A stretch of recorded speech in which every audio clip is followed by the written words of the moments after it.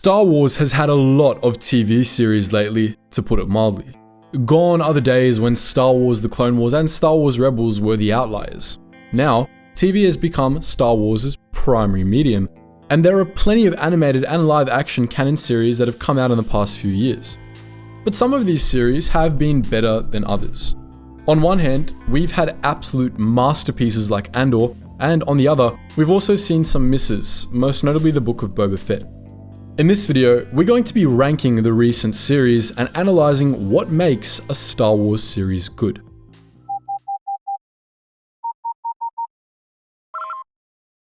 Attention, Sergeant on deck!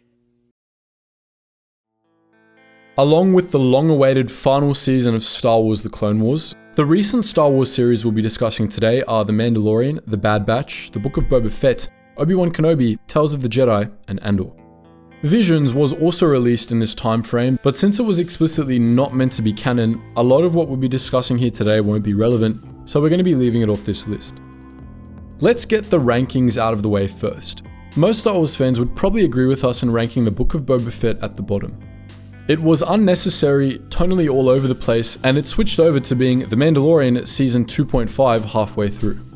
It wasn't bad per se, but it wasn't really all that good either. We'd rank Tales of the Jedi in a spot above it, though we consider Tales much better than the Book of Boba Fett. Half of the Tales of the Jedi was amazing, most notably the Dooku episodes, but the other half had a lot of the same problems the Book of Boba Fett did. It was unnecessary, and didn't really have much of a story to tell beyond fan service. We're calling it even with this ranking, though those Dooku episodes on their own would be higher on this list. Just above Tales of the Jedi is Obi-Wan Kenobi, which was fun but somewhat lacking. The show redeemed itself a bit at the end, but though we greatly enjoyed seeing young Leia and more of Obi-Wan, it still wasn't as great as it could have been. Next up, we have The Bad Batch, of which we've gotten 2 seasons so far. The show's first season was really great, and the second season had some stellar episodes, particularly the ones involving Crosshair and the Empire. Anyway, on the whole, The Bad Batch has been fun, and it's avoided the pitfalls of many of the other Star Wars series thus far, which has been good to see. The same can be said for the next 2 series, The Mandalorian and The Clone Wars Season 7, which we loved too much to pick between. The Clone Wars' final season provided a spectacular conclusion to our favourite animated Star Wars series, even if it dragged a little in the middle, while The Mandalorian has been fun from day one. Of course, we regretfully have to deny both series the top spot, which is reserved for Andor. Andor is the best thing to happen to Star Wars in well over a decade, and we would sell our souls to have Tony Gilroy make all the Star Wars from now on. The series has single-handedly raised the bar for Star Wars content, and going forward, it'll pretty much be our template for what makes a good Star Wars series. First, however, we're going to discuss what not to do. Let's think back to the Book of Boba Fett. What was it that made it so subpar? The answer is many things, but a lot of its major flaws boil down to a reliance on other Star Wars material. The Book of Boba Fett does not stand alone. It doesn't even have to make sense without The Mandalorian. In fact, if you look at our rankings, they scale almost perfectly from the most to the least reliant on other Star Wars media, with the exception of Clone Wars Season 7, which is a belated continuation of another show and gets a pass for that. The less than stellar Star Wars series, the 3 we rank the lowest, function as extensions of other Star Wars media and aren't really complete stories in themselves.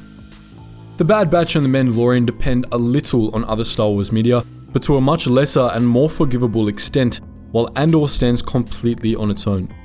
Obviously, watching other Star Wars media will always give you more context, but Star Wars series should still have complete stories that make sense if totally removed from the context of the franchise. You can still understand and appreciate The Mandalorian, for example, without having watched any other Star Wars media. Watching other Star Wars media will add to the experience, but the story still stands on its own. Speaking of relying on other Star Wars media, another serious flaw of many Star Wars series is an overabundance of fan service, cameos, and familiar locations.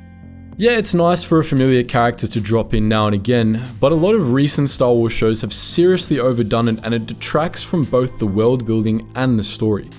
We don't need to have Ahsoka in every single series.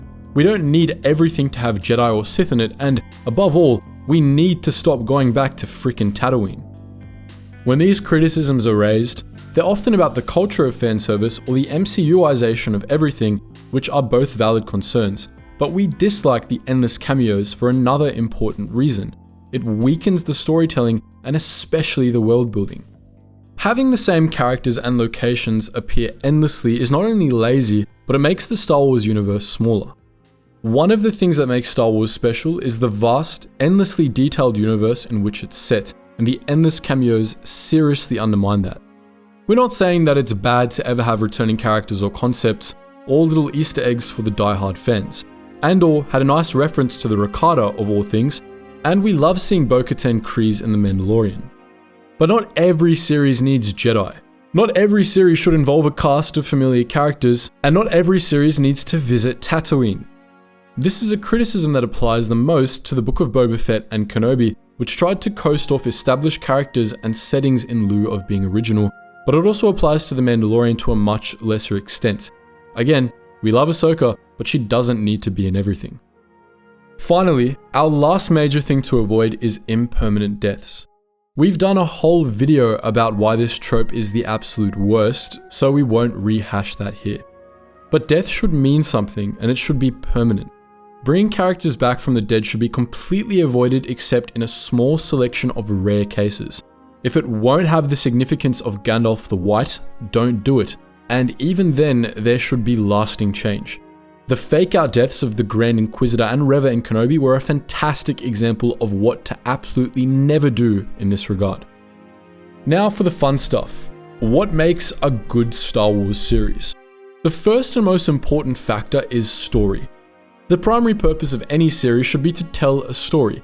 We feel like that shouldn't have to be said, but Kenobi is a thing that exists, so I guess we do.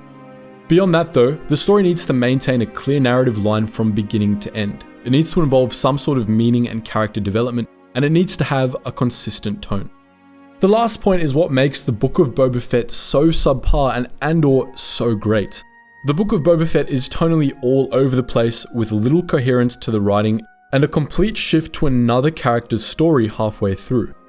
Andor, on the other hand, maintained a grim, realistic tone the whole way through, and The Mandalorian and The Bad Batch have remained consistently serious but fun and adventurous.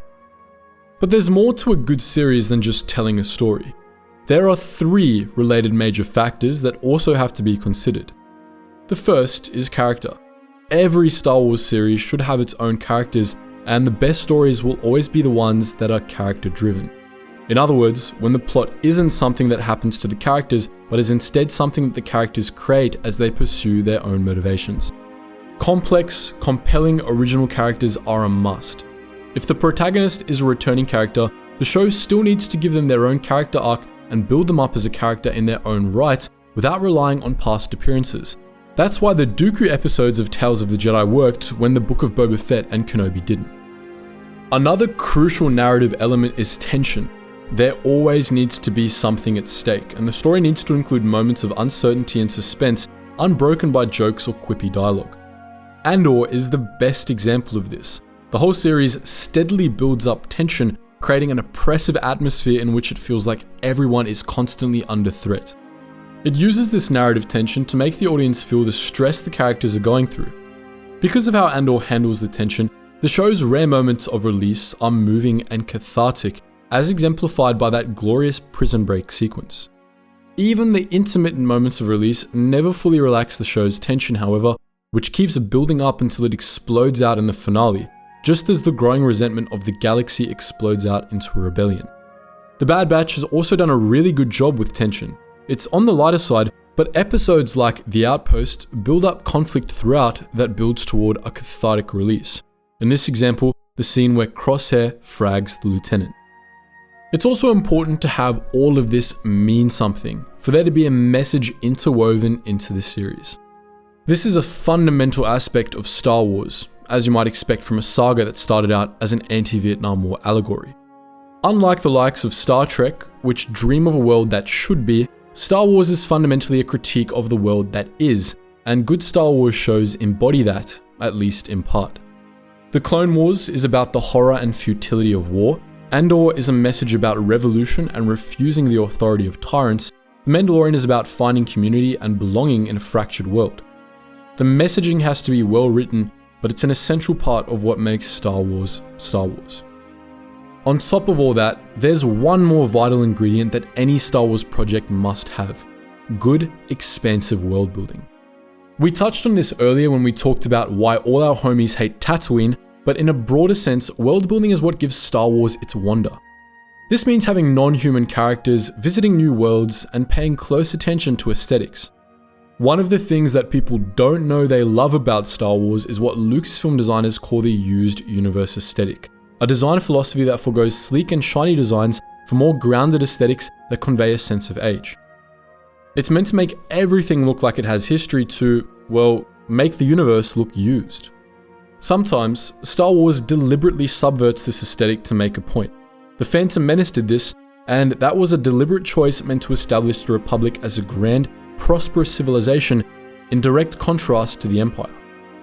Whether it's being maintained or deliberately subverted, it's always important for Star Wars series to consider their aesthetics along these lines and keep them consistent. Star Wars media is usually very good with this. Only the Book of Boba Fett fell short in this regard, while The Mandalorian did especially well, adhering to the vibe of the used universe and taking the audience to all sorts of new worlds, even though it also committed a Tatooine or two as well. Lastly, we have the most important factor of all. It is absolutely essential for all Star Wars series set in the Imperial era to have at least one character that looks like they're from the 70s. Dave O'Sculden, the man with the glorious sideburns from Andor, is the prime example of this. So those are our thoughts on what makes or breaks a Star Wars series, but it's not an exhaustive list. So let us know in the comments below if you want to see more on this topic and what your opinions on our rankings are. As always guys, thank you so much for watching, and I hope to see you in the next video.